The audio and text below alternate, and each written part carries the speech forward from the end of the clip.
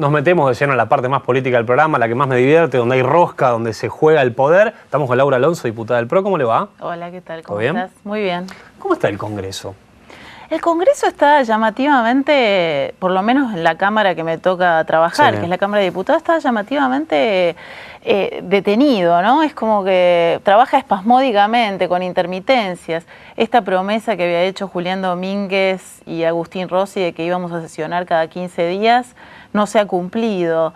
Y efectivamente esto revela que hay problemas de agenda y problemas también de coordinación dentro del bloque oficialista, que por lo menos en la Cámara de Diputados, en las dos cámaras, pero en la que me toca estar a mí, tiene mayoría clarísima. Por ahí la gente que está mirando en la casa no se da una idea. Digo, ¿cada cuánto se sesionan diputados? Todas las semanas, se supone. Digamos, la costumbre es sesionar cada 2 veces por mes. 2 veces por mes. Pero fíjate que ellos iniciaron este año parlamentario prometiendo sesiones 2 veces por mes, y la última que hemos tenido ha sido la sesión de YPF. ¿Y eso vos crees que es porque todo está volcado en la política, digamos? Yo creo que básicamente el gobierno nacional, el Poder Ejecutivo, no tiene agenda legislativa y los legisladores del oficialismo tampoco tienen el compromiso y voluntad para trabajar en una agenda legislativa propia, que no es la que envía la presidenta. Y en este sentido vos me preguntarás si la oposición, ¿qué hace? La oposición intenta, con todos los temas, lo ha intentado y ha sido, creo que, bastante exitosa la estrategia en el caso de la candidatura de Daniel Reposo a la Procuración, pero me parece que aquí lo que hoy está demostrándose en el bajo nivel de funcionamiento, al menos de la Cámara de Diputados, es una falta de agenda, falta de temas, falta de capacidad del bloque oficialista para avanzar con una agenda parlamentaria propia, que no sea solo la que manda la presidenta. Vos, antes de ser diputada, eras titular de una ONG, ¿correcto? Sí, correcto. Digamos que uno suele asociar a una ONG con un mundo más transparente, el tercer sector. Cuando llegaste a la política, digamos, y te encontraste con todos esos runflas que hay dando vuelta en el Congreso, ¿qué impresión te dio? Bueno, yo no sé qué son runflas, tendríamos que tratar de definir el concepto. En realidad yo quiero decirte, con respecto a la falta de transparencia o la transparencia y la corrupción, que es un mal endémico en la mayoría de las sociedades. No hay sociedades, digamos, hay más o menos niveles de corrupción, y esto es así, y creo que la nuestra es una sociedad, es un país que está comprometido en materia de corrupción y que no ha habido, lamentablemente, ¿Nuestro país está comprometido en materia de corrupción? Por supuesto, todos los estudios y los índices revelan que la Argentina figura entre el tercio de los países más percibidos como más corruptos del mundo. Y esto es grave en un montón de situaciones, no solo en materia de inversiones, porque en lo que hace al clima de inversiones es complicado quién viene a invertir en un país donde hay corrupción. Y si vos te pones a fijar, te pones a ver quiénes vienen a invertir, no necesariamente tienen los mejores estándares en materia de transparencia sus países, pero también esas compañías.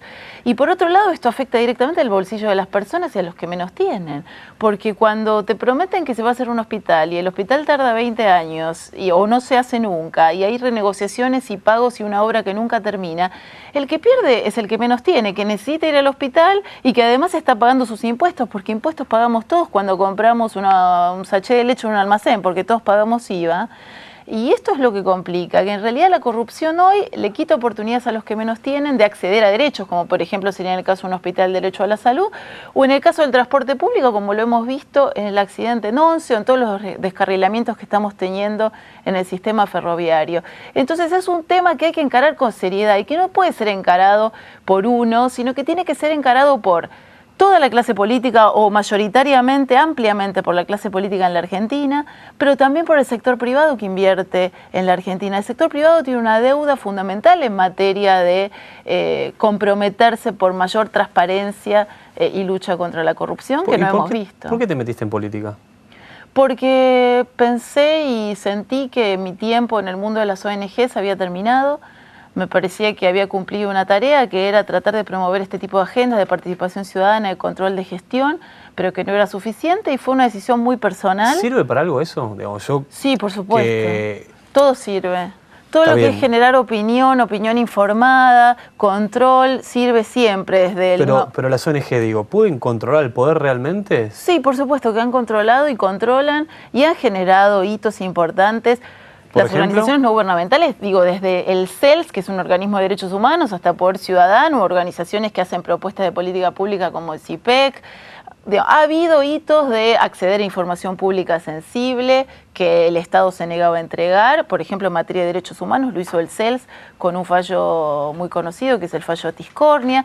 Me parece que ha habido, por supuesto, en dosis pequeñas, digamos, son como pequeños casos, pero que tienen un rol, la sociedad civil organizada tiene un rol muy importante en la democracia, y por eso yo reivindico, más allá de las diferencias que pueda tener o no tener con la actuación de alguno que otro organismo no gubernamental, es muy importante que reconozcamos el valor de las organizaciones que hacen control de gestión, que intentan controlar al Estado, que le requieren información al Estado y que piden participar. Sí, igual vos te fuiste, porque estabas en una ONG y te fuiste al sector político también. Eso. Sí, pero como yo te decía antes, por una decisión puramente personal, te diría que hasta de carrera, digamos, ¿no? Yo había estado muchos años y uno tiene un rol activo en las ONGs, pero me parecía que también yo quería comprometerme en la discusión y en la defensa de otros temas, vinculados no solo con la transparencia, sino con cuestiones medioambientales, con el tema de la justicia independiente, con temas de género vinculados a los derechos de las mujeres.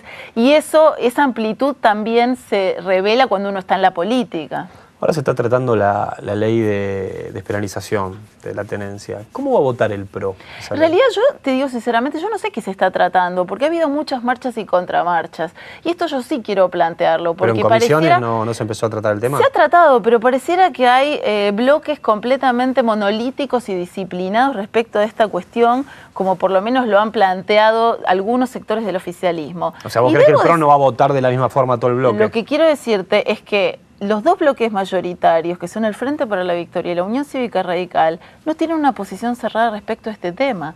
Y por eso es un tema que es muy importante discutirlo profundamente, porque genera muchísimas dudas al que tiene que legislar la decisión que va a tomar. ¿Y ustedes qué posición tienen? Mira, yo tengo una posición personal respecto, y el bloque ha asumido una posición personal que es no penalizar al consumidor. Por supuesto que aquella persona que consume es una persona enferma, que es adicta, y que en realidad el Estado tiene que hacer todos los esfuerzos para evitar que una persona se vuelva adicta, no solo a las drogas, sino a todo tipo de adicciones. O sea, están a favor de la despenalización del consumo. Y por otro lado, proteger a esa persona asistiéndola como corresponde una vez que lamentablemente se vuelve adicta o decide dejar de ser adicta.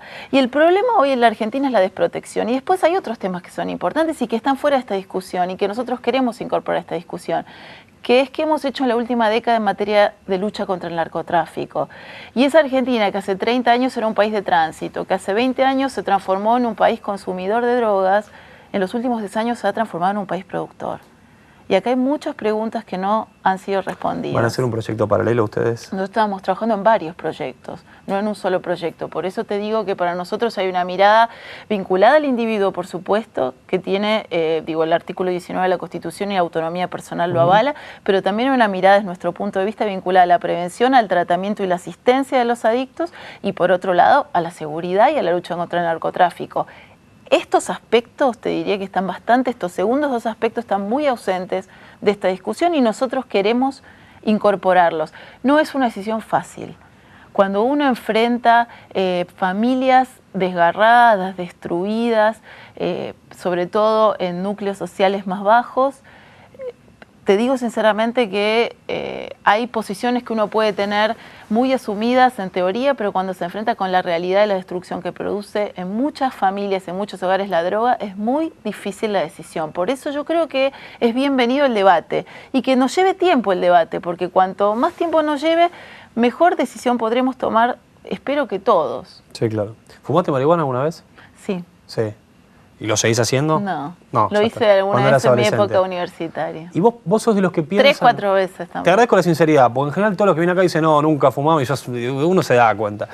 ¿Vos pensás que por haber fumado marihuana uno después incurre en otras drogas? Digamos, ¿es la apertura a otras drogas? ¿O realmente lo puede haber hecho adolescente, con amigos? No, depende de lo que de la actitud adictiva o de la personalidad adictiva que uno pueda tener. Hay personas que son adictas a la comida, hay personas que son adictas al tabaco, otras son adictas al alcohol, otras son adictas al trabajo. Digo, hay distintas formas de canalizar la adicción que puede tener la personalidad adictiva de las personas. Y yo creo que ahí justamente es donde viene a trabajar la educación la escuela, pero también en la casa, que es tratar de construir personas espiritualmente sólidas para que no sean adictas a nada.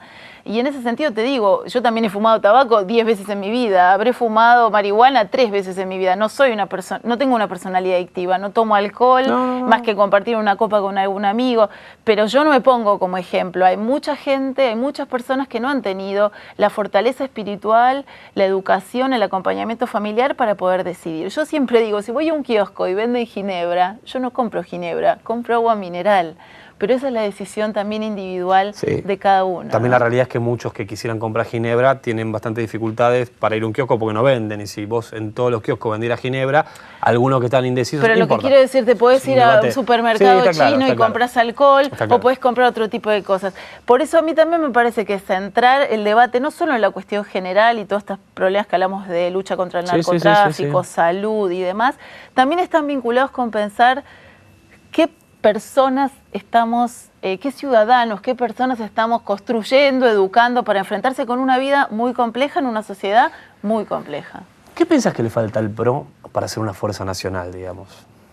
Bueno, está trabajando el PRO, lo que le falta obviamente es estructura y distribución, una estructura territorial, pero me parece que hoy pensar en la Argentina, en la construcción de un partido nacional con una estructura propia en todo el territorio es casi imposible y te diría que es, digamos, no es útil. Yo creo que lo que nosotros estamos haciendo que es trabajar en construir una alianza que no solo sea alianzas de personas, sino donde haya una conjunción de valores, un encuentro en materia de políticas, de orientación y de principios, puede ayudar mucho más a la Argentina a que digamos, bueno, ahora tenemos un partido nacional. ¿Esa alianza con quién sería? ¿Con Massa, por ejemplo? Esa alianza puede ser con muchas personas que compartan una visión sobre una Argentina productiva, una Argentina que piensa la inclusión desde el mundo del trabajo, desde el mundo de la producción y no solo desde el subsidio para toda la vida. Nosotros no creemos que un argentino, una familia pueda vivir décadas sobre la base de los subsidios. Nosotros creemos que se hace una Argentina fuerte, potencia, que dispute poder económico, que dispute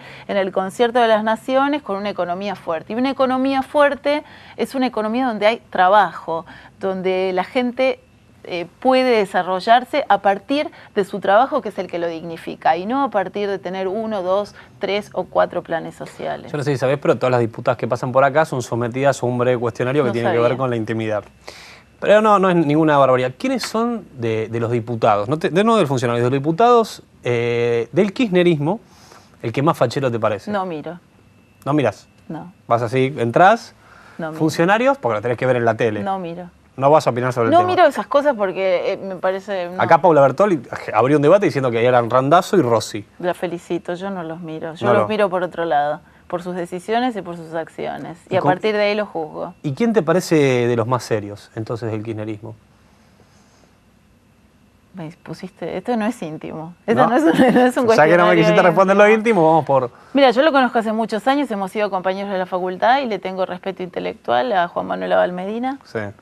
Pero bueno, veo que está teniendo algunos problemas, por lo menos los ha tenido en el Senado en su última participación. No está en su mejor con algunas momento, contradicciones y algunas mentiras. Me parece que hay veces que es importante tomarse un tiempo y reflexionar respecto a algunas cosas. Creo que tiene una carrera política por delante importante y que puede mejorar algunas cosas en las cuales creo se ha equivocado.